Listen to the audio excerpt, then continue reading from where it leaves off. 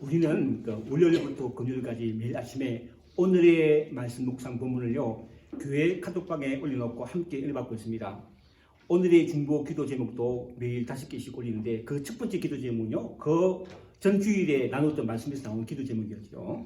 우리가 지난 주일에는요 성령 강림 주일 맞이하여 성령이 임하시면 라는 제목으로 말씀을 나누었고, 지난 한 주간 1분의 기도 제목이 예수 믿는 우리에게 주신 성령을 따라 사람으로 풍성한 열매를 맺는 복된 삶을 살게 해 주옵소서였습니다. 여러분 지난 주간 기도하시고 성령의 풍성한 열매 맺으셨나요? 대답이 없으시네. 그렇죠? 오늘은 지난주에 이어 성령의 열매를 맺으렴이라는 제목으로 은혜 나누기로 합니다. 그 이유는요, 우리는 성령 감림 주일 후 첫째 주일을요 삼위일체 주일로 지키기 때문입니다. 우리가 신앙생활을 하면서 중요한 것은요, 우리가 믿는 신앙의 대상을 분명히 하는 것입니다. 우리 기독교 신앙의 대상은요 성부, 성자, 성령 삼위일체 하나님이십니다. 성부 하나님은요 하늘과 땅을 말씀으로 창조하시고 사람을 자신 형상대로 지으셨으며 우주와 역사를 주관하신 분이십니다. 성자 예수 그리스도는 하나님의 아들이시며 우리 인류의 죄를 지고 십자가에 달리신 구세주로서 죽은 지 사흘 만에 부활하신 분이십니다. 성령께서는요 하나님의 영으로 보혜사라고 하는데 우리 그리스도인들이 거듭나도록 도우시고 하나님과 우리 그리스도인 사이에 대신 기도해 주시며 또한 우리 그리스도인들이 성숙하도록 힘을 주시는 분이 보혜사 성령이시죠. 창조주 하나님, 구원자 예수님, 인도자 성령님, 즉 삼위일체 하나님이 우리 신앙의 대상이며 우리의 기도의 대상인 것입니다. 그렇죠? 부처기 기도하는 거 아니죠. 성령 하나님 기도하는 것이죠. 그렇죠? 지난주에 우리가 함께 살펴본 것처럼 사도 바울은 갈라디아서 5장에서 우리가 맺는 성령의 열매를 사랑과 희락과 오래 참음과 자비와 양성과 충성과 온유와 절제라고 했는데, 이러한 성령의 열매를 맺으려면요, 첫째, 육신대로 살지 않고 영으로서 몸의 행실을 죽여야 합니다. 오늘 본문 12절 13절 말씀이죠. 그러므로 형제들아, 우리가 빚진 자로 돼 육신에게 져서 육신대로 살 것이 아니다. 너희가 육신대로 살면 반드시 죽을 것이오되 영으로서 몸의 행실을 죽이면 살리니. 12절에서 그러므로라는 이야기는요 앞문단을 말해요. 앞문단 8장 1절로 11절을 가리키는데, 사도 바울은 예수 믿는 사람들은요 어떤 사람이냐, 자신 안에 예수 믿는 자신 안에 있는 성령으로 말미암아 죄와 사망의 법에서 해방되었다고 하면서요 이렇게 증거합니다. 9절 10절로 11절 말씀인데요, 만일 들어보세요, 너희 속에 하나님의 영이 거하시면 너희가 육신에 있지 않고 아니하고 영에 있나니 누구든지 그리스도의 영이 없으면 그리스도의 사람이 아니라. 또 그리스도께서 너희 안에 계시면 몸은 죄로 말미암아 죽을 것이나 영은 의로 말미암아 살아있는 것이니라. 예수를 죽은 자 가운데서 살리신 이의 영이 너희 안에 거하시면 그리스도 예수를 죽은 자 가운데 살리신 이가 너희 안에 거하신 그 영으로 말미암아 너희 죽을 몸도 살리시라. 그러니까 우리가 예수를 믿으면요 영원히 죽을 우리 몸이 우리 안에 거하시는 성령으로 말미암아 다시 산다는 거예요. 새 사람이 된다는 거예요. 사도 바울은요 고린도서 5장 17절에 말하죠. 그런즉 누구든지 그리스도 안에 있으면 새로운 피조물이라. 이전 것은 지나갔으니 보라 새 것이 되었도다. 우리가 예수 믿어 새로운 피조물, 즉 새 사람이 되었으므로 우리는 당연히 새 피조물답게 곧 새 사람답게 살아야 합니다. 생각해 보세요. 우리가 한국에 살다가, 우리 김준은 한국에 살다가 지내다 오셨죠. 미국에 오면 미국 생활이 어떻게 한다고? 적응해야지. 한국에 살다가 미국 오면 미국 생활을 적응해야죠. 그래야 미국에 사는 유익을 누리게 된다는 거죠. 그렇잖아요. 그러니까 우리가 그래서 이제 무슨 생각이냐면 우리가 할 수 있는 영어를 배워야 돼. 제가 영어 쓸 일이 별로 없잖아요. 그래서 이제 뭘 하냐면요. 오후 5시 반 저는 뉴스는 꼭 봅니다. 뉴스는 꼭 봐요. 미국 뉴스 본다는 얘기예요. 그래서 보고 모르는 단어 나오면 딱 적어요. 저거 찾아보고 합니다. 다 모르지만 그래도 단어 나오면 찾아서요. 배워야죠. 이처럼 예수 믿는 우리는 이제 육신에 져서 육신대로 살아서 한다는 거예요. 육신대로 살면 우리가 예수 믿는 복을 누리지 못하기 된다는 거예요. 여기서 육신대로 산다는 것은요, 육신의 욕망에서는 심각적으로 산다는 것입니다. 그러니까 뭐 쉽게 말하면 하나님과 상관없이 내 마음대로 내 하고 싶은 대로 한다는 거예요. 그렇게 산다는 거예요. 사도 바울은 8장 4절 5절에서요. 육신의 생각은 하나님과 원수가 되느니 이는 하나님의 법에 굴복하지 아니할 뿐만 아니라 할 수도 없습니다. 육신에 있는 자들은 하나님을 기쁘시게 할 수 없는 이라고 했습니다. 누가 육신으로 사는 사람이었습니까? 대표적인 사람이 가룟 유다. 가룟 유다의 대표적인 사람이었어요. 가룟 유다는요 3년 동안 예수님과 함께 동행했어요. 그런 제자 중에 한 사람이었습니다. 11 제자 중에 12제자 중에 한 사람이었습니다. 그런 예수님의 가르침을 듣고 예수님의 사역과 예수님의 행하신 수많은 기적을 두 눈으로 직접 목격한 사람이었습니다. 그런 가룟 유다는요 그 제자 중에 뭐가 있냐면 회계 담당, 돈 담당했어요. 회계 담당자였어요. 그래서 돈이 생겨가지고 그 공금을 훔치는 도둑이기도 했습니다. 성경이 나와요. 도둑이었더라고요. 돈을 사랑했던 유다는요, 은 30을 받고 예수님을 대제사장에 넘기주는 그야말로 육신대로 행하는 사람이었습니다. 가롯 유다처럼 육신을 따라 살지 않기 위해서 우리가 해야 할 일은요, 영으로서 몸의 행실을 죽이는 것입니다. 육신의 생각을 품은 나를 십자가에 못 박는 것입니다. 그러면 우리는 살아난다는 거예요. 그래서 사도 바울은 갈라디아서 5장 20절에 이렇게 말했죠. 내가 그리스도와 함께 십자가에 못 박혔나니 그런데 이제는 내가 산 것이 아니요 오직 내 안에 누가 사냐? 그리스도께서 사신 것이라. 이제 내가 육체 가운데 사는 것은 나를 사랑하사 나를 위하여 자기 몸을 부리신 하나님의 아들 믿는 믿음 안에서 산다는 거예요. 이 세상을 산다는 건요 내 결단이나 내 힘이나 내 노력으로서가 아니라 내가 죽고 예수 믿는 내 안에 있는 성령의 도우심을 받아서 몸의 악한 일을 죽임으로 성령의 일을 믿는 삶을 산다 하는 거예요. 그렇게 사람 저와 되기 바랍니다. 성령의 열매를 맺으려면 둘째 하나님의 영으로 인도함을 받아야 됩니다. 14절 15절 말씀이죠. 읽어보면요. 무릇 하나님의 영으로 인도함을 받는 사람은 곧 하나님의 아들이라. 너희는 다시 무수한 종행을 받지 아니하고 양자의 영을 받았으므로 우리가 아빠 아버지라 부르짖느니라. 제가 예전에 이전에 말씀드린 적이 있는 것 같은데요. 제가 아주 어릴 적에 아버지라는 존재는요 저에게는요 아주 높고 큰 산과 같은 그야말로 든든한 존재였습니다. 그런 감만 가고 있어요. 이제 옛날에는 밖에서 놀았잖아요. 동네 밖에서 놀아요. 동네 밖에서 놀다가 또래끼리 놀다가요 다툼이 생겨요. 그러면 뭐 우리가 심각하게 되는데 그때 아버지가 나타나면 어떻게 됩니까? 아빠 하면요 그때는 끝나는 거예요. 예? 아빠 하면요 아버지 내 편이니까 그렇죠. 끝나는 거예요. 근데 제가 아빠라 부를 수 있던 것은 아버지께서 나를 낳아주시고 그렇죠? 길러주셨고 함께 사셨기 때문입니다. 만약 아버지가 날 낳으시기만 하고 길러주지 않았다면 아빠는 못 부르죠. 어떻게 부릅니까? 그럴 때. 그렇죠? 위기를 당할 때 도움을 청하기 위해 아빠라 부를 수 있다는 거예요. 나와 함께하고 날 낳아주고 길러주고 하기 때문이에요. 이와 같은 원리가 하나님과 우리 사이에도 그대로 적용된다는 거예요. 사도 요한은 요한복음 1장 12절에서 영접하는 자 곧 그 이름을 믿는 자에게는 하나님의 자녀가 되는 권세를 주시니라고 했습니다.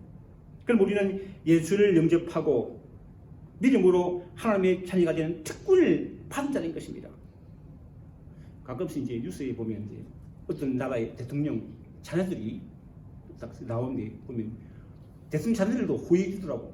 경호원들이 와 호의해 주는 거예요. 그런 거 봤어요. 대통령 자녀이기 때문에 호의해 준다는 거예요.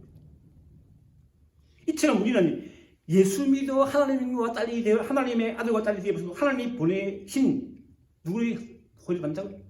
천사의 호의를 받는다는 거예요. 예수 믿어 하나님의 아들이 된 사람들은 오늘 본문 14절 말씀대로 하나님의 영으로 즉 성령의 인도하심을 받는 사람들입니다. 그렇다면 우리는 어떻게 성령의 인도하심 받을까요? 어떻게 받죠?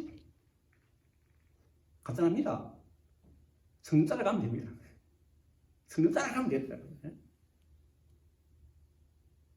예를 들어 여러분은 인생의 중요한 결정을 할 때 누구에게 물어보십니까? 중요한 결정이다. 남편이라면 아내에게, 아내라면 남편에게, 그죠? 또 그 방면에 직업인 선배에게, 또 친한 친구에게 물어보잖아요. 그럴 수 있죠, 그죠? 또 그 분야의 전문가에게 물어보는 게 필요합니다. 왜? 나와 가까이 잘 지내고 나를 잘 알기 때문에, 그 분야에 대해서 잘 알기 때문에. 그러나 여러분, 궁극적으로 우리는 하나님께 물어보아야 된다는 거예요. 우리를 누구보다도 잘하신 하나님께서, 누구보다도 잘하시고 우리 갈 길을 분명히 아시기 때문입니다.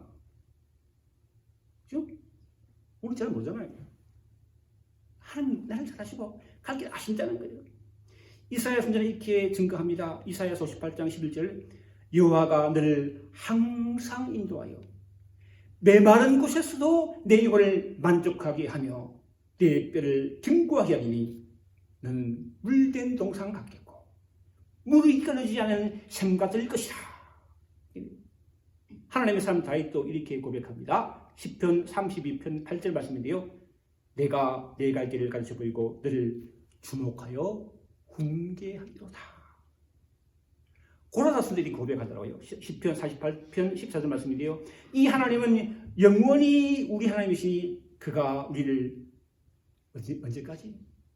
죽을 때까지 인도하시리로다.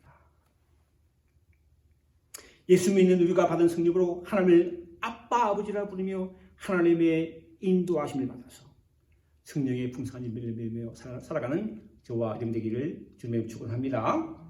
성령이 맺어지면 셋째, 주님과 함께 고난을 받아야 된다.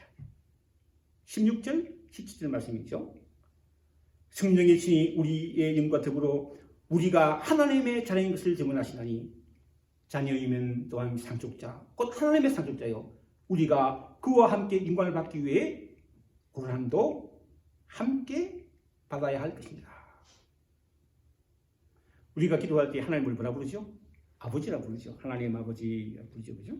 이처럼 우리가 하나님을 아버지라 부르시는 것은 사도 바울이 밟은 1권 16절에 말하고 있는 것처럼 예수 믿는 양안에 하나님이 부르신 성령이 계시기 때문입니다. 이에 대해서 신학자 존 칼빈이 이렇게 말하더라고요. 우리의 마음이 믿음으로 차 있을 때만 우리의 입이 열려 하나님께 기도할 수 있는데 이것은 성령께서 우리 마음에 역사하시고 또한 우리가 하나님의 자녀임을 증거해 주시기 때문에 가능하다. 만일 우리가 하나님의 자녀임을 확신하지 못하면 하나님께 바로 기도할 수 없으며 그와 같은 믿음은 헛것에 불과하다. 우리가 우리 육신의 아버지께 무엇이든지 구할 수 있는 것은요, 아버지가 나를 낳아주시고 나를 사랑으로 길러주신 것을 온몸으로 전부 다 알기 때문이죠. 그래서 조금도 주저하지 않고 나에게 필요한 것을 무엇이든지 아버지께 구합니다. 이와 같은 우리가 하나님과 우리 사이에 그대로 지음되어 우리는 하나님을 아버지라 부르며 기도하는 것입니다. 주님께서 우리에게 하나님 아버지께 구하라고 말씀하셨죠. 잘하는 말씀입니다. 마태복음 7장 7절 11절 말씀이죠. 구하라 그리하면 너에게 주실 것이요 찾으라 그러면 찾을 것이요 문을 두드리라. 그리하면 네게 열릴 것이니 구하는 이마다 받을 것이요 찾는 이가 찾을 것이요 두드리는 이에게 열릴 것이니라. 누가 아들이 떡을 달라 하는데 돌을 주며 생선을 달라 하는데 뱀을 줄 사람이 있겠느냐. 너희가 악한 자라도 좋은 것을 자식에게 줄 줄 알거든. 하물며 하늘에 계신 너희 아버지께서 구하는 자에게 좋은 것으로 주시지 않겠느냐. 사도 바울도요 하나님 아버지께 구하라고 합니다. 빌립보서 4장 6절 7절 말씀인데요. 아무것도 염려하지 말고 다만 모든 일에 기도와 간구로 너희 구할 것을 감사만 하는 게 아니라 그러면 모든 지각에 있는 하나님의 평강이 그리스도의 손에서 너희 마음과 생각을 지키시라. 예수 믿는 우리가 성령 인도하심을 따라 하나님께 구할 때 하나님께서 우리들에게 가장 좋은 것으로 응답하여 주실 수 믿습니다. 근데요 여기서 한 가지 우리 마음에 새겨야 할 것이 있습니다. 그것은요 하나님 아버지로 부르며 살아가는 우리에게 하나님의 상속자로서 주님과 함께 고난도 받아야 한다는 것입니다. 금방 읽은 17절 말씀을요 현대인의 성경을 읽어보면요 우리가 하나님의 자녀라면 하나님의 상속자로서 그리스도와 공동 상속인이 되는 것입니다. 그러므로 우리가 그리스도와 함께 인관을 받으려면 그분과 함께 고난도 받아야 합니다. 상속이라는 단어를 알긴 알지만 구구산에 찾아봤어요. 찾아보니까 이렇게 나오더라고요. 일정한 친족적 신분관계가 있는 사람 사이에서 그 한쪽이 사망하거나 또한 일정한 법률상의 원인이 발생했을 때에 재산적 권리, 의무의 일치를 계승한 일. 그러므로 그러니까 이런 얘기 상속이라는 것은요 부모로부터 재산을 물려받거나 부모가 진 빚을 물려받는 것을 상속이 한다는 것이죠. 빚도 상속이 들어간대요. 몰랐는데요. 이게 구산자부터 빚도. 이처럼 우리는 하나님을 아버지로 부르는 하나님의 자녀가 되었으니 하나님을 아버지로 부르는 예수님과 함께 하나님의 것을 물려받는 공동 상속자라는 것입니다. 뭐 세상 같은 부모와 달리 하나님은 누구에게 진 빚은 없으니까 빚을 상담하는 예능은 아니겠죠. 이러한 우리들의 상속자의 신분에 대해 사도 바울은 갈라디아서에서 이렇게 증가합니다. 갈라디아서 3장 29절 말씀인데요. 너희가 그리스도의 것이면 곧 아브라함의 자손이요 약속대로 유업을 이을 자니라. 사도 바울은 갈라디아서 6장 4절 6절 7절 이렇게 증가합니다. 현대인의 성경을 읽어보면요 여러분이 아들이기 때문에 하나님은 여러분 성령을 우리 마음 가운데 보내셔서 나의 아버지라 부르게 하셨습니다. 그러므로 이제는 여러분이 종이 아니라 하나님의 아들입니다. 여러분이 아들이기 때문에 하나님은 여러분을 뭐래요? 상속자로 삼으셨습니다. 제가 이제 그동안 신앙생활을 돌아보니까 말씀 준비 돌아보니까요 나 자신이 하나님의 아들이라는 것을 늘 생각했어요. 잘하는 말씀이니까. 근데 하나님의 유업을 이을 자, 곧 하나님의 상속자라는 생각을 잘 하지 않았던 것 같아요. 그런 생각 좀 별로 많이 안 했던 것 같아. 그래서 오늘 설교를 준비하면서 나는 하나님으로부터 어떤 상속을 받을 것인지 그리고 상속자로서 어떻게 살아야 할까를 생각하게 되었어요. 어떤 상속을 받지? 상속을 어떻게 살아야 되지? 생각이 되었어요. 생각하니까 생각나는 게 뭐냐면요. 찬송가 491장이었어요. 뭔지 아세요? 주 높은 곳을 향하여 날마다 나아갑니다. 내 뜻과 정성 모아서 날마다 기도합니다. 5절은요. 내 주를 따라 올라가 저 높은 곳에 엎드서 영원한 복락을 누리며 즐거운 노래 부르리. 내 주여 내 마음 붙드사 그곳에 입고 하소서. 그곳은 빛과 사랑이 언제나 넘치옵니다. 이처럼 예수 믿는 우리가 장차 들어갈 계시록 21장에 증거하는 것처럼 눈물도 없고 다시는 사망이 없고 애통하는 것이나 고관하는 것이나 아픈 것이 다시 있지 않는 새 하늘과 새 땅인 천국을 소망하며 살아야 한다는 것을 세상 깨달았어. 이 상속자의 삶이라는 거예요. 천국을 소망하며 산다는 거예요. 그런데 바리새인들은요, 이런 하나님의 나라가 언제 임하느니까 물었을 때 예수님 이렇게 대답하셨습니다. 하나님 나라가 언제 임하죠? 그런 천국이 언제 임하죠? 예수님 이렇게 말씀하셨어요. 누가복음 17장 20절 21절 말씀이요. 하나님의 나라는 볼 수 있게 임하는 것이 아니요 또 여기 있다 저기 있다고도 보살님이 하나님의 나라는 어디 있다고요? 내 안에 있느니라. 내 안에 있느니라. 이처럼 예수 믿는 우리 마음 안에 이미 하나님의 나라가 천국이 임한다는 것입니다. 그런데 우리 기억할 것이 있는데요. 그것은요. 예수 믿는 우리의 마음속에 천국이 임하지 못도록 마귀가 온갖 수를 다 사용하여 우리를 의심하게 만들고 죄를 짓게 만들어서 천국에서 멀어지게 한다는 거예요. 그 나는 자기 얘기한테 천국이 어디 있어? 이렇게 한다는 거예요. 누가 그런다고? 마귀가 그런다는 거예요. 천국이 이미 임했는데 예수님 때문에 임했는데 성령께서 임했는데 멀어지게 한다는 거예요. 그러므로 우리로 죄를 짓게 하는 마귀와 대적하여 싸워 이기게 한다고 사도 베드로는 이렇게 증거합니다. 베드로전서 5장 8절 9절 말씀이죠. 근신하라. 깨어라. 너희 대적 마귀가 우는 사자처럼 사같이 두다니며 삼킬자를 잡나니 너희는 믿음을 굳게 하여 그를 대적하라. 이는 세상에 있는 너희 형들도 중요한 고난을 당한 줄을 아닙니다.